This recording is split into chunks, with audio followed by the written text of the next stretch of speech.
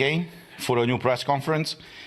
The reason why we call this press conference today is due to two disturbing statements that were said by the President of the European Commission, Ursula von der Leyen, during a press conference that she held on December 1st, 2021.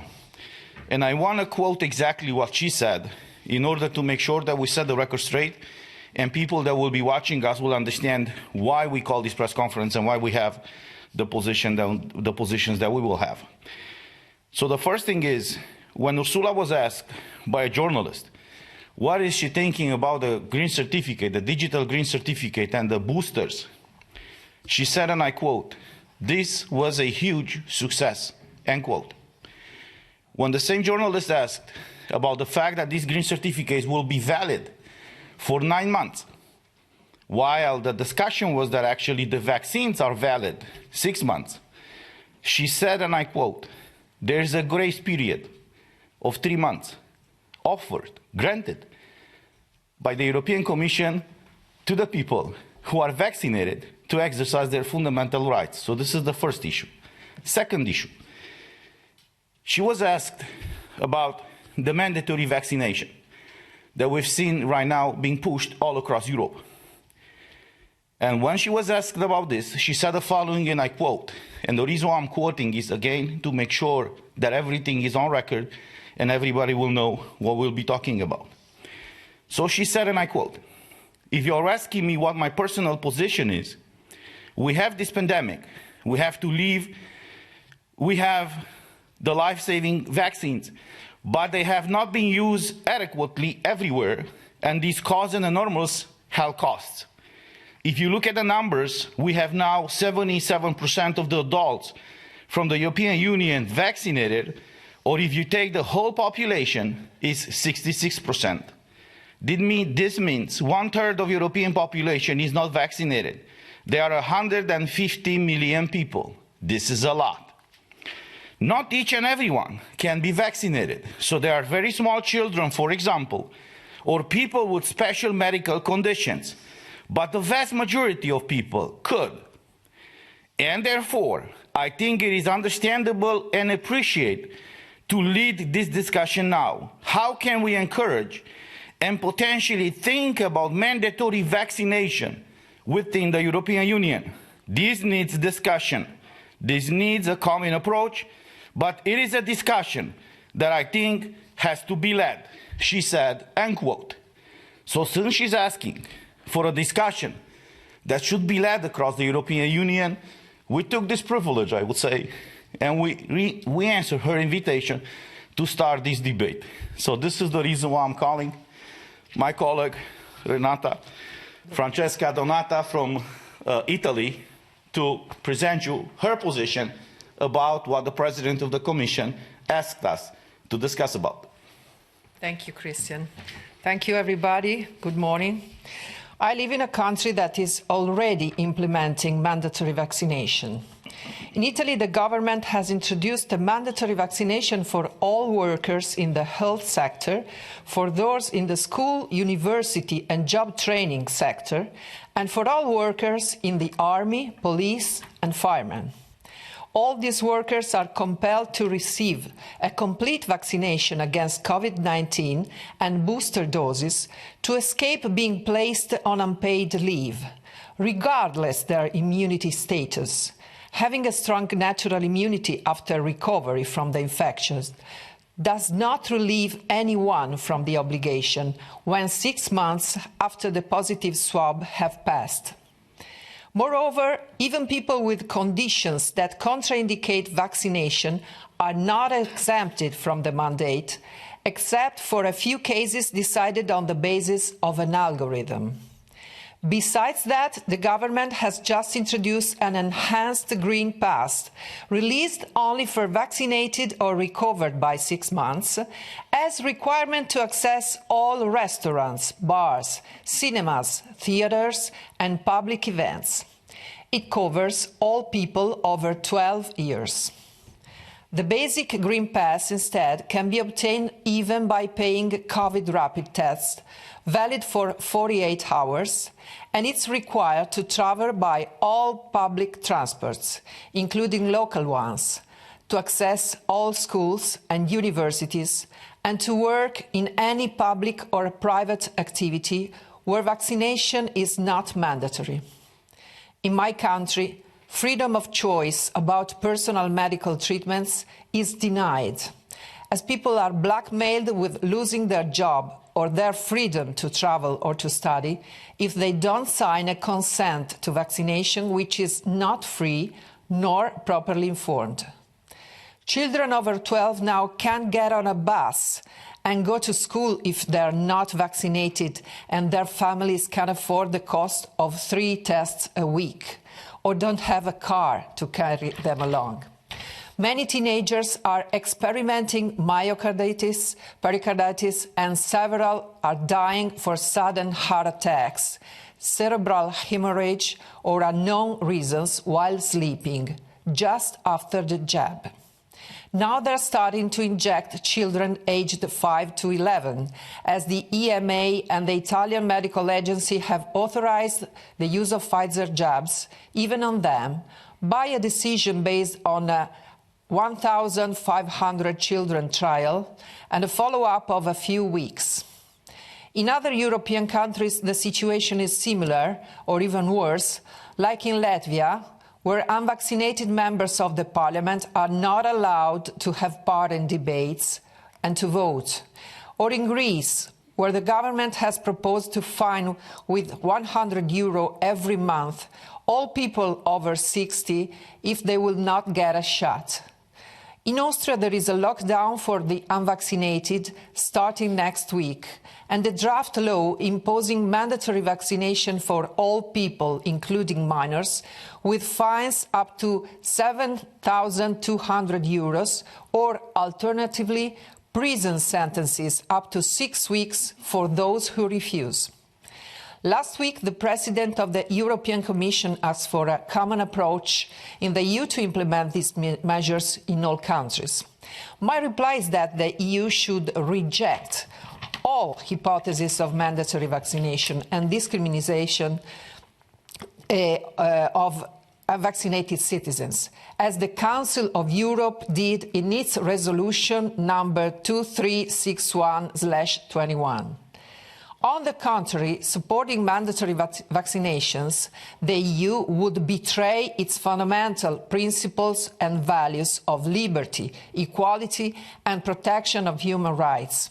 From that day on, being a member of the European Union would be a shame and a damnation for all democratic countries.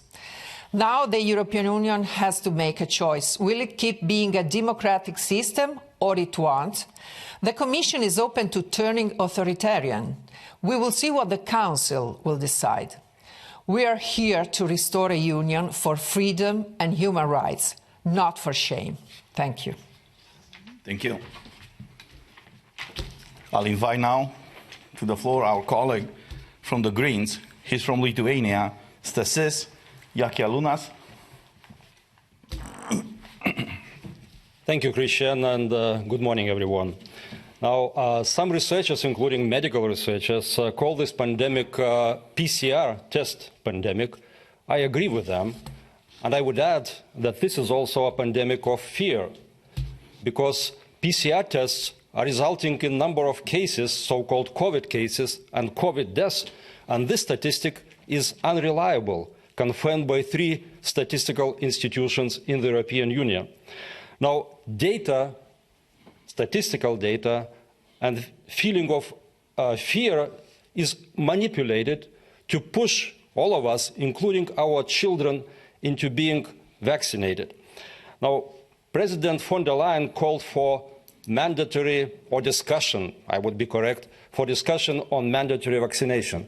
But what we already have forced or coerced vaccination because of this manipulation of fear, data, and because of requirement to use COVID digital certificate. When asked to vaccinate, we are asked to trust in science. Now, what is science? I did some science myself years ago, but I remember what it is. First of all, it's a scientific debate, open scientific debate. Now, where is the scientific debate on vaccination and other COVID issues, including the PCR test? I don't see any. Why? Because it's blocked. It's blocked in most of the media, and it's even censored on the global scale by some global networks. Now, I was born in the USSR. Actually, I was expelled from my home country before I was born because my parents were political prisoners during the Stalinist regime, and they were sent far away from the home country. I lived in the Soviet Union prison with the censorship, with the control for 30 years.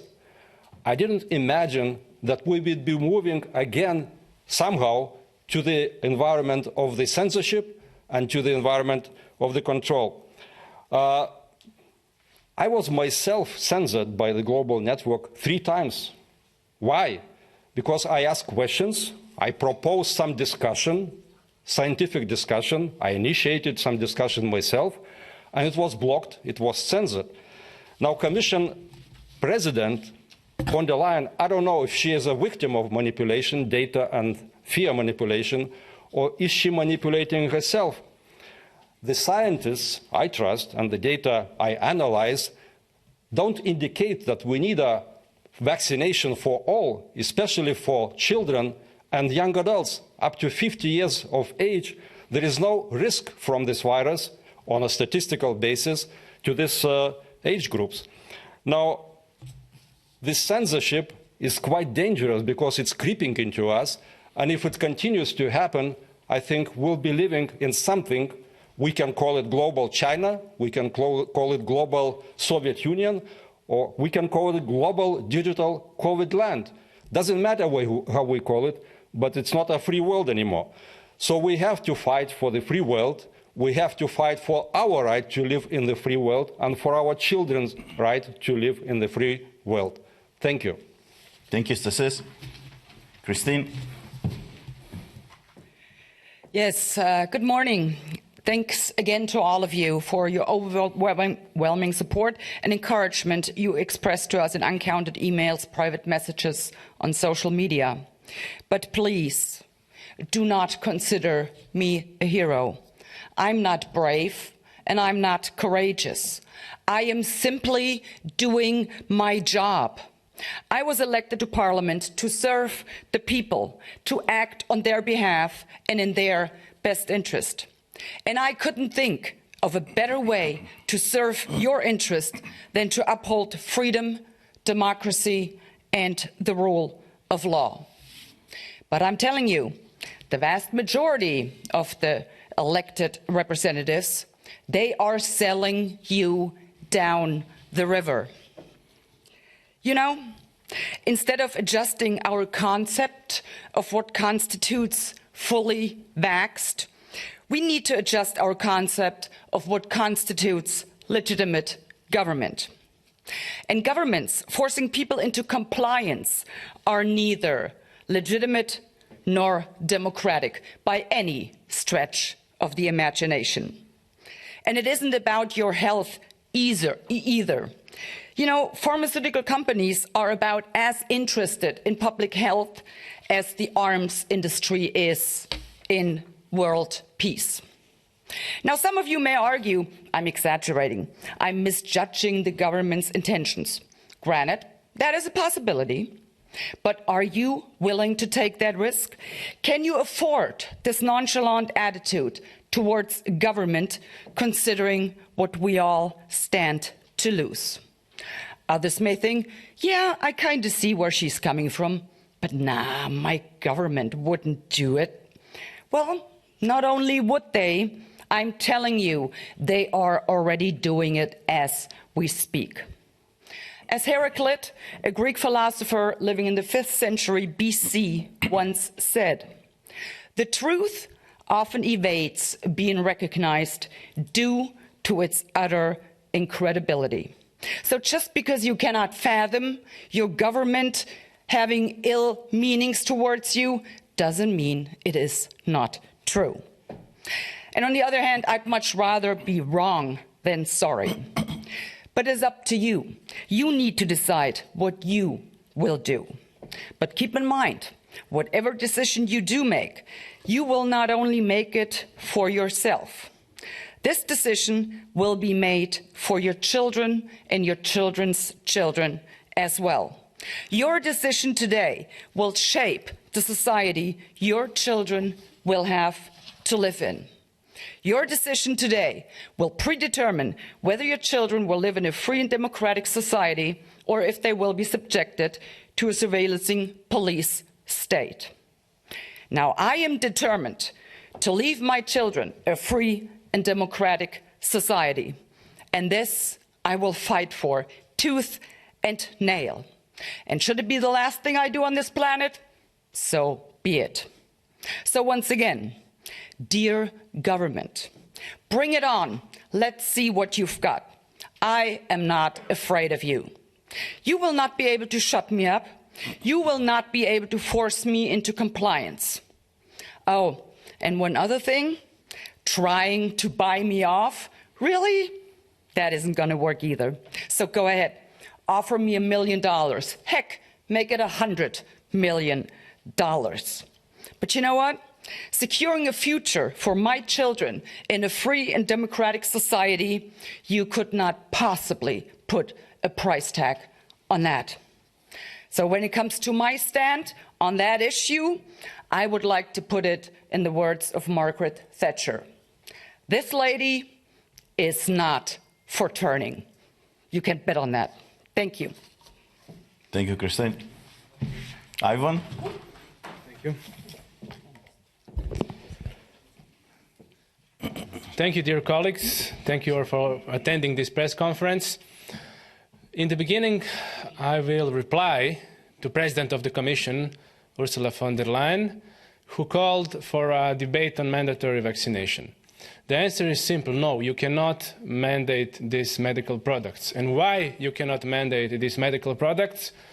Because data and science have shown us that these products are very far away from what was promised. I will repeat it over and over again. On 25th of February, here in Brussels, in European Parliament, there was a committee and 7 directors, CEOs from major pharmaceutical companies, from Moderna and AstraZeneca to Pfizer and Novavax, were there. And we, as MEPs, had the right to ask them questions about their medical products. And they said it had extreme efficiency, 90, 95%, all those high percentages. And 9 months later, what we see in the data, what science and statistics shows us, it shows us that the efficiency is far less than it was promised. This is the benefit. The efficiency is the benefit. And there are also costs to the benefit. What are the costs? The costs are also, of course, side effects. Every product has its side effects. So what does the science tell us about side effects? That there are more reported side effects, adverse reactions to these COVID vaccines than all the other vaccines combined in several decades. We have products of questionable quality, and this is why you cannot mandate them. You cannot mandate them. And when it comes to freedom, more and more I feel that our constitutional rights and our human rights have been kidnapped, and that we have to pay ransom every 6 months, 1 year. We have to pay ransom to get our freedoms back. This is simply unacceptable. Our rights are unalienable. That means that no kidnapper can take them from us. It's as simple as that. And we accept nothing else. I will make a short report on Croatia and Slovenia. As you know, as I said on a previous conference, with the beginning of November, Croatian government decided that public sector must have digital green certificates implemented. As soon as this measure was started to get implemented, huge resistance was offered on all levels, and it still is there, and it continues to rise. So now, it will be tomorrow. Tomorrow in Croatian Parliament there will be a debate on a law that will make fines for all those who do not implement DGC in their institution, in their organization. So the Croatian government goes further with this repression, with this unconstitutional situation. And of course, if von der Leyen tells them, implement mandatory vaccination to Croatia, of course they will do it. And they have always done whatever Brussels told them, no matter how illogical it was. So Ms. von der Leyen said that DGCs were a huge success. Well, this huge success was declared unconstitutional by the Constitutional Court of Slovenia just a few days ago. The Constitutional Court of Slovenia, and I have to emphasize this because, as my colleague said, there is a lot of censorship and information like this spread very slowly, so I will make a special address on this here. So the Constitutional Court of Slovenia made a decision, made a ruling that the decision made by the government, which was, by the way, suspended up to a few days ago, that the decision made by the government of Slovenia that only the vaccinated and people who have recovered can come to their job, to their workplace, that the decision by the government is unconstitutional. So it's a huge victory for constitutional rights all over Europe, and this is one of the many court rulings on different levels, constitutional, lower levels, Supreme Courts, etc. And we need much more rulings like this. So this is a clear confirmation that the laws are still in power, human rights are still in power, but you have to fight. You have to submit a lawsuit, and you have to fight on this legal front, on activist front, on scientific front, and this is what we are doing, with what we will continue to do. Thank you. Thank you so much, Ivan. One death, it's a tragedy. 1 million deaths, it's statistics. This is a quote attributed to Joseph Stalin. Now, when I was reading the quote of Ursula von der Leyen, of what she said in that press conference on December 1st, 2021, from the stage of the European Commission, where she said, and I restate it, there are 150 million people in Europe who are not vaccinated. I was completely shocked. See, when we look at the citizens of the European Union, we see not 150 million people who are vaccinated and the others who might be vaccinated. We look at 400 million individuals, persons with basic fundamental rights, which have the right and the liberty, or should have at least, in the current European Union, to decide if they want to get a medical treatment or not. So this press conference of the President of the European Commission, Ursula von der Leyen, it's a turning point for the Western civilization in the European Union. When we talk about the Western civilization, we don't talk about a geographical place.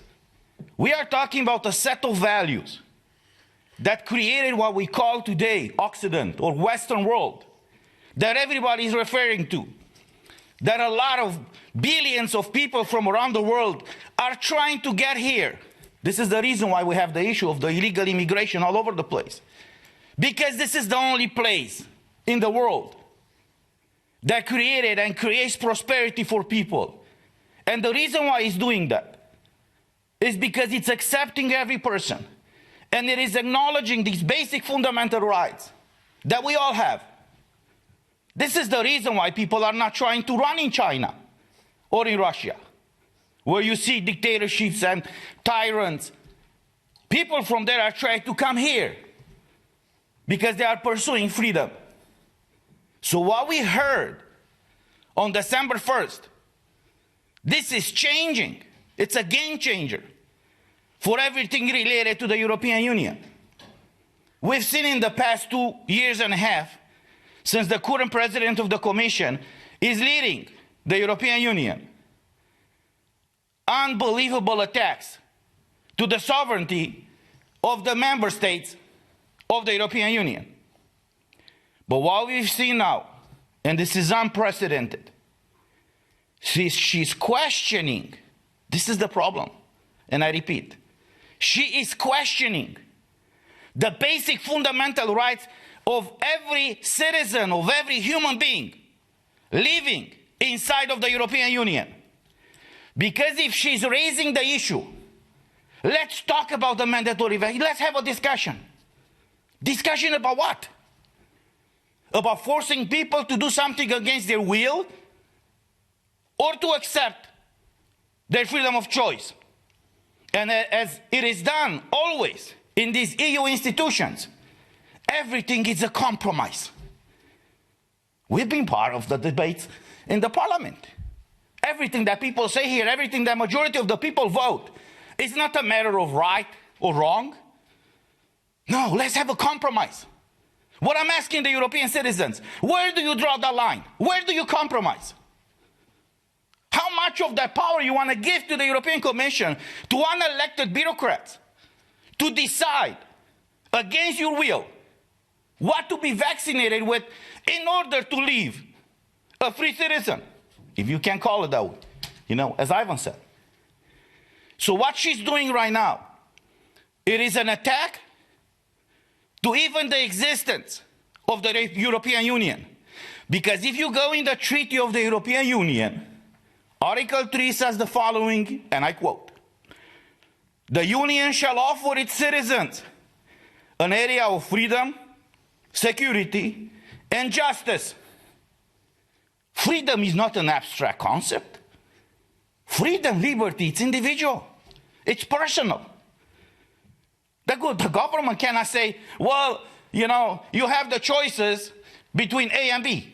No, I want to be the one making those choices. You have to create for me an environment where I can exercise my right to choose.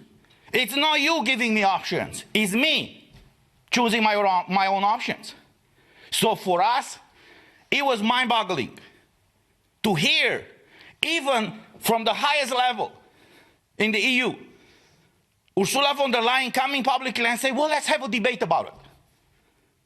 Debate about stripping the basic fundamental rights of all the human beings living inside of the European Union. There's an article, another article in the Treaty of the European Union, Article 6, that says the following, and I quote, "The Union recognizes the rights, freedom, and principles set out in the Charter of Fundamental Rights of the European Union."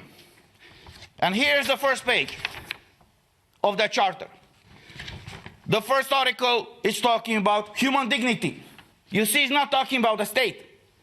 It's not talking about the Commission, about the Parliament, or the Council.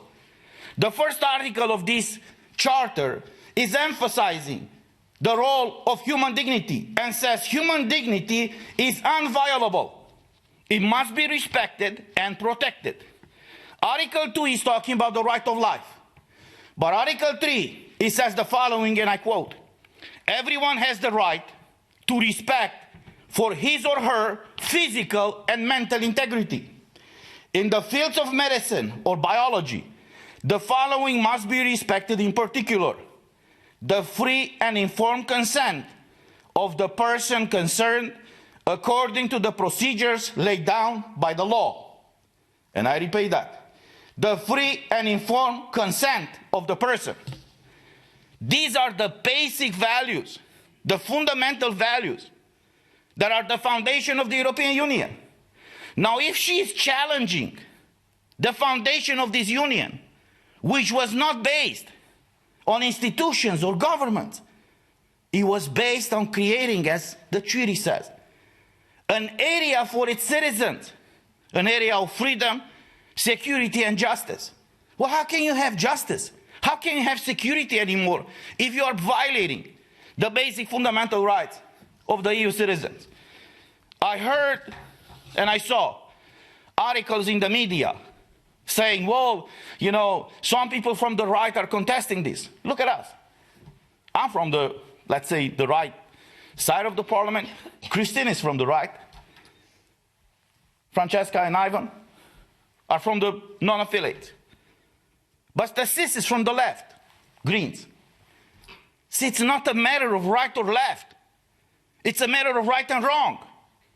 And clearly Ursula von der Leyen, what she's doing right now, is wrong for the European Union, and it is wrong for the people living inside of the European Union. The reason why we wanted to have this first press conference about what she said is just to raise these issues, and we can guarantee you that this will not be the last one in regards to this. And before I close, I want to say a few more things. This Sunday, I was present at a huge protest that took place here in Brussels. March for Freedom. Over 120,000 people, according to many people who counted everybody who was present there, participated at this meeting. I want to congratulate and thank everybody who participated at this meeting. Many people came from far away from Belgium and even from outside of Belgium. They came here in Brussels to march for freedom. These people wanted to be free. They want to make their own choices. I met in that group people who were not vaccinated, but I met people who were vaccinated. And I asked them, why are you protesting? Because I want to be free. I want to make my own choice. I don't want the government, the commission, or anybody else, especially unelected bureaucrats, to force me, to coerce me to do one thing or another. Nevertheless, I want to thank the firefighters who led the huge crowd. They've done an outstanding job. And unfortunately, they were met with water cannons in front of the European Commission. What shocked me when I got there, the European Commission was surrounded by barbed wires. So it was the Commission, a line of police officers, geared up for war, a barbed wire, and the people. We haven't seen this kind of images in the European Union. Us, that are from the East, we've seen it before, but not here. And since this will be the last press conference for this year, I want to tell all of you guys, do not be afraid. We are here to fight for you. Merry Christmas, and God bless you. Thank you. Thank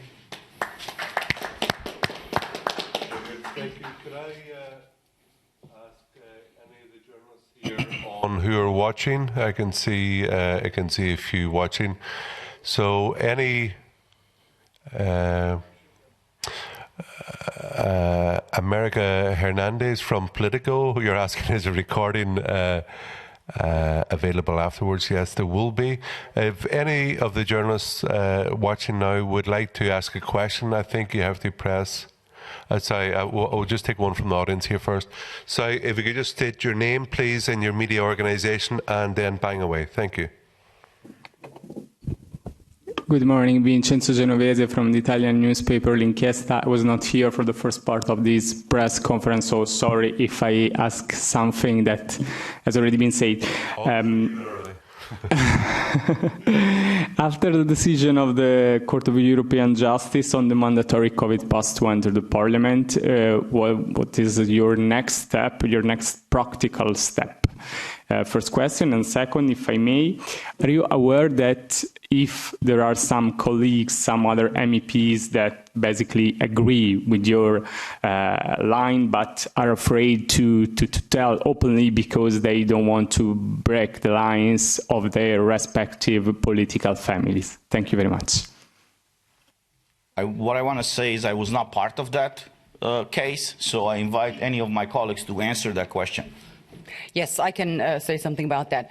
So, yeah, the court actually ruled in a preliminary ruling that Sassoli's provisions basically forbidding us to come into the parliament unless we had a digital green certificate or subjected ourselves to a PCR test, which is only valid for 48 hours, I believe. This is a no-go. So. What he instead did was that we have to take upon it, before we enter Parliament, a rapid test. and in case it's negative, we get some paper stating that all is fine. And this too is, I think, valid for like 48 hours. But this is not the point.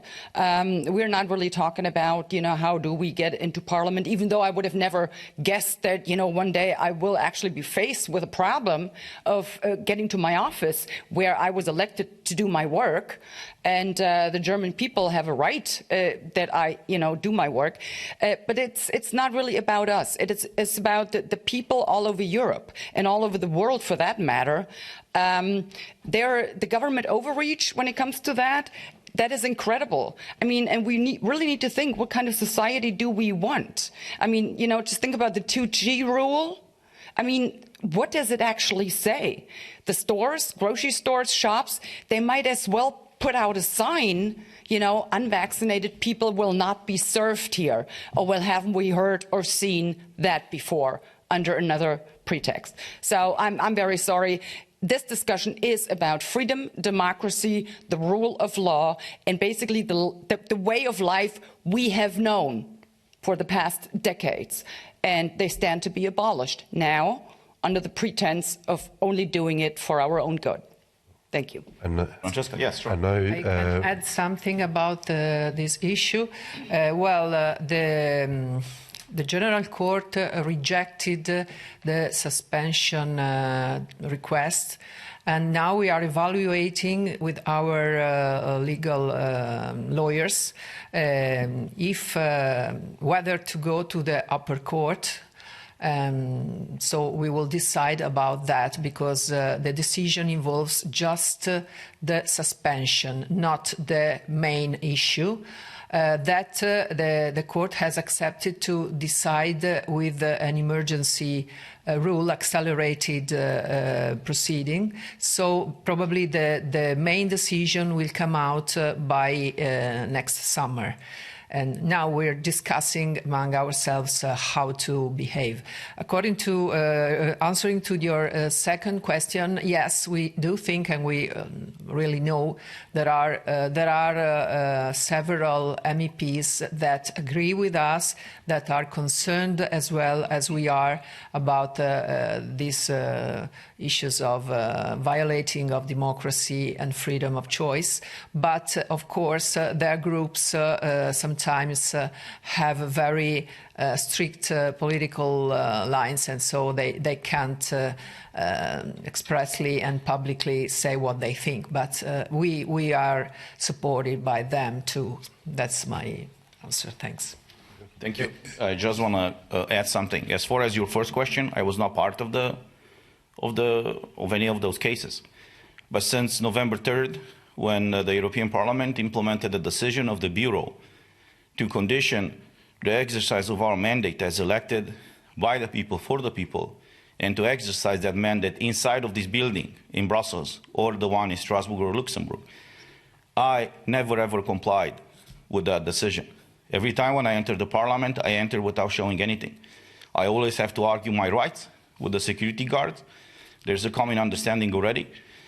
And they always have to write a report about me to the president of the parliament. I just received a letter a few days ago that he's preparing to punish me. That's what he said, for not complying with that decision. Well, I'm coming from a former communist country. I'm coming from a family that was persecuted politically and religiously.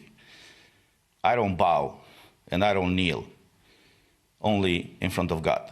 So if they want to punish me for exercising my right and for defending the freedoms of all in EU, let's do it. But at the end of the day, and this is regarding to your second question, at the end of the day, it's up to the European citizens. What do they want to do? Yes, there are plenty of MEPs in this building who are supporting us. Some of them are afraid of the groups, some of them are pressured.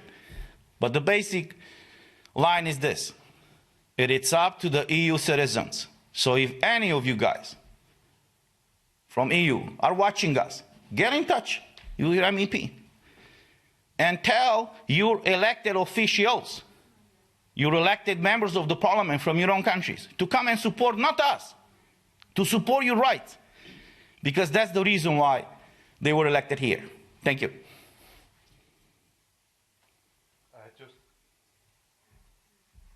Would you like the follow-up question? Just a clarification.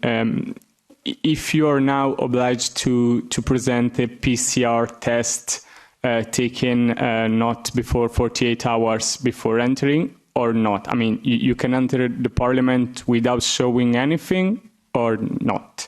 Is the question addressed to me or to my colleague? Christian. To Mrs. Anderson, because she talked about the PCR test, because as I can see, if you have to show a PCR test taken 48 hours, it's basically the same thing as showing a COVID pass. Thank you. Okay, so this is the deal. There were two set of preliminary rulings of the judge, and one of them, the suspension has been lifted. But on the second ruling, the suspension is still in effect. So I do not have to comply with a PCR test, and I won't do that. I simply refuse. So what the court said, we can take a saliva rapid test, which has to be done at a pharmacy, doctor's office, or in the premises of the EU Parliament, and that's what I'm basically doing. Up until that point of the suspension by the court, I basically entered Parliament. I just provided some piece of paper that stated that I had taken a test and it was negative. And because the point of the matter is the security guards, they really were left alone in this. They had no clue how to enforce that rule. And as Christian said, they can't do anything.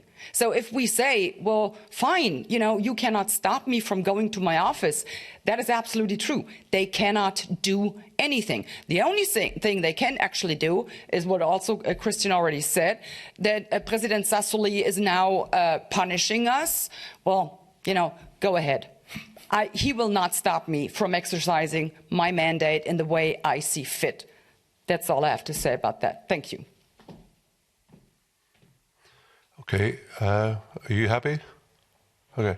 Any questions from journalists watching online? I see Mr. Hernandez from Politico, but you just want the... Okay. If you could press the yellow button for any more questions for journalists online, please. Okay, just...